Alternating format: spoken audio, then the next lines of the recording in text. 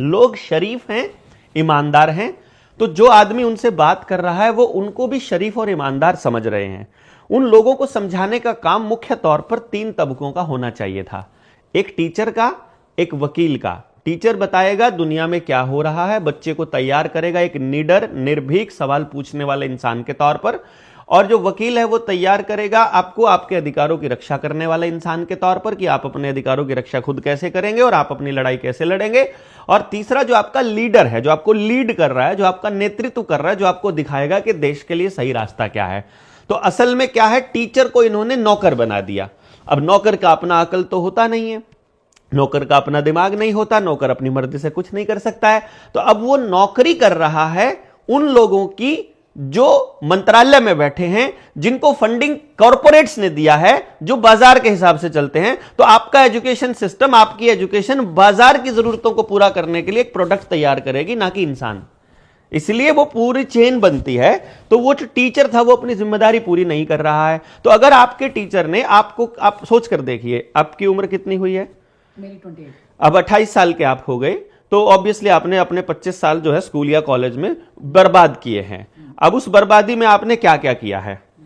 आपने या तो मैडम ने जो बोल दिया है वो कॉपी में लिखा है, घर में आकर याद किया है, महीने के या हफ्ते के आखिर में उसका टेस्ट दे दिया है और इवैल्यूएशन हो गया है कि आप कितने इंटेलिजेंट हो। अगले नंबर पर आपका क्या हुआ है, उस डिक्लेरेशन के बाद में फिर आप जब कॉलेज में चले गए तो आपने देखा है पास होने के लिए इतने चैप्टर में से इतने क्वेश्चन आते हैं, इतने कर लेती हूँ, इतने हो जाएंगे, मोस्ट इंपॉर्टेंट क्वेश्चन पिछले 10 साल के उठा लो, बात खत्म, हो गया पार, और आपकी हो गई। अब आप जब 25 साल के होने के बाद मास्टर्स करके निकलते हो तो अब आप अचानक से आंख खुलती है, अब क्या करें? तो अभी तक क्या कर रहे थे? अभी तक आपके किसी टीचर ने, किसी प्रोफेसर ने, किसी गाइड ने, किसी गांव के आदमी ने, किसी प्रधान ने, किसी माँ बाप ने आपको ये नहीं बताया जिंदगी में करना क्या है, आप क्या करने के लिए आए थे? क्या आप मतलब रट्टा मार के किसी और की जिंदगी को आपने लगे कि ये चीजें सब पे लागू हुए हैं? क्यों नहीं होती हैं? बताइए, आप बताइए क्यों नहीं होती है? बताओ किस पे नहीं होती है? सरकारी स्कूल के बच्चे को तो पढ़ाने को मिलता ही नहीं है, वहां तो मास्टर जी ही नहीं, वो तो मास्टर जी ही लेटरिंग चेक करते रहते हैं, कौन कितना कर रहा है, कौन किसकी गोट बन गई है, किसकी नहीं बन गई है। मास्टर जी का तो वो तो मिड डे मील का ही चेक करने का काम रहता है। डायरेक्टली और इनडायरेक्टली हम मान लें कि सरकार का बहुत बड़ा हाथ है जो समाज जहां जिस जगह पर भी खड़ा है। नहीं, टीचर का बहुत बड़ा हाथ है। सरकार तो गुलाम, सरकार देखिए क्या होती है, एमएलए एमपी की कोई औकात नहीं है अगर नागरिक जागरूक हो तो। मैंने भूपेंद्र सिंह हुड्डा का, आपके क्योंकि मैं रोहतक में बैठा हूं तो इसलिए भूपेंद्र सिंह हुड्डा को रेफरेंस के तौर पे ले रहा हूं।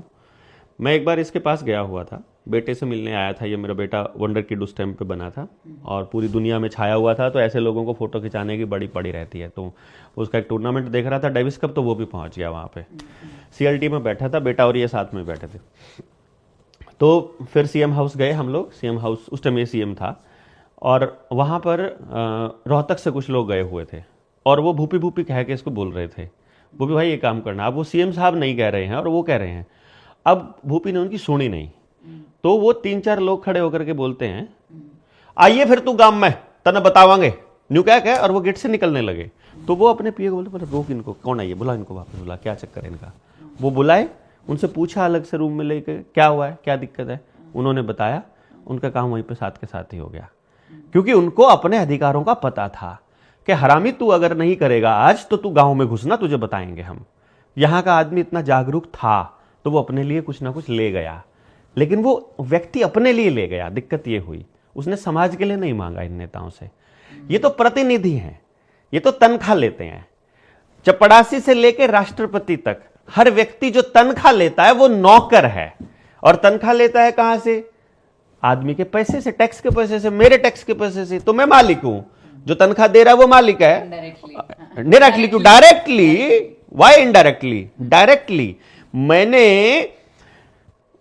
एमएलए को अपनी पावर दी उंगली दबाकर कि जा मेरी तरफ से तू डिसीजन ले।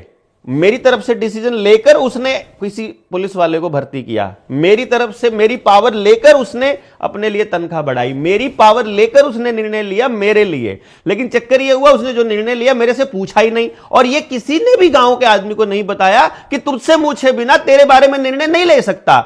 आपकी दुकान है, आपकी दुकान पर नौकर छोड़कर आप चले गए हो, और सुबह आप जाओ और दुकान और नौकर कहे कि मालिक दुकान तो बेच दी, तो बेच दी, कैसे बेच दी? मेरी दुकान थी। अरे आप आते ही नहीं थे कभी, तो आप पूछते नहीं थे कभी।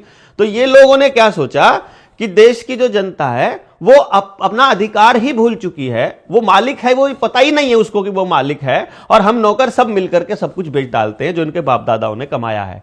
तो इसलिए आपने क्या लगा आगे जैसे चलता रहा समाज, क्योंकि आप जैसे 100 लोग भी खड़े हो, मन नहीं लगता लोग इन चीजों ने सुने हैं, अच्छा भी कहते होंगे यार ये तो बहुत सही बात बोली, हम क्यों नहीं करें इस चीज में, लेकिन स्टैंड कोई नहीं लेता।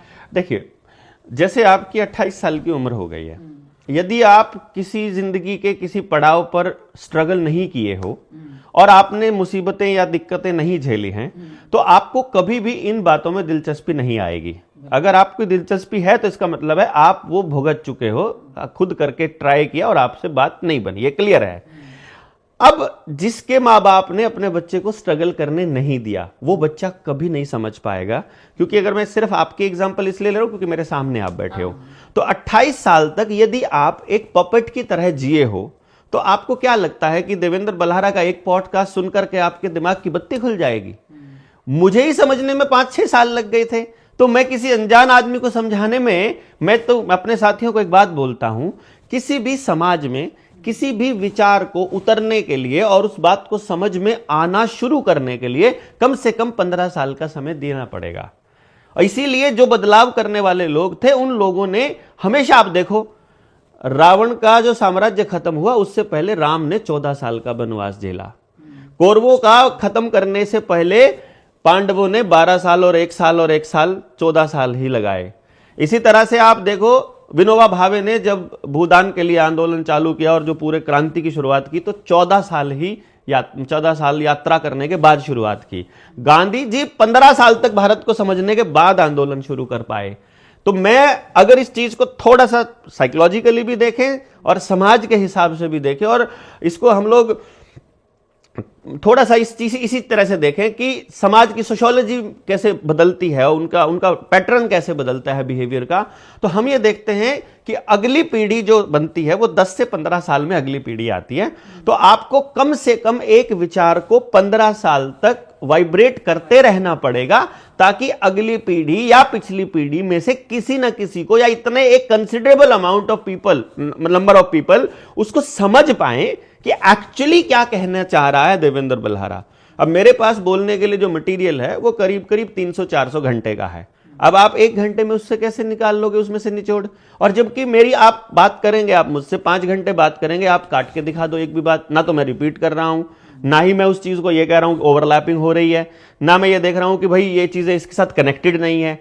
हर चीज आपस में एक दूसरे से कनेक्टेड है। जो हम बात करते हैं कि समाज के सारी धुरी है, सारी धुरी में क्या कहते हैं? जल, जंगल, जमीन, जानवर, रोटी, बेटी, माटी, खेत, खेड़ा, खाप, शिक्षा, स्वास्थ्य, न्याय, राजनीति, खेती और धर्म। अब आप इन पूरे के पूरे सिस्टम को आप समझने की कोशिश करोगे एक एक करके, तो आपको मालूम पड़ेगा कि ये सारे आपस में धागे के उस गांठ की तरह है कि एक धागा खींचो और पूरा का पूरा खुल जाता है। तो अभी ये पूरा गड़बड़ जो है ये प्लानिंग के तहत हुआ है, तो इसको ठीक भी प्लानिंग के तहत ही करना पड़ेगा।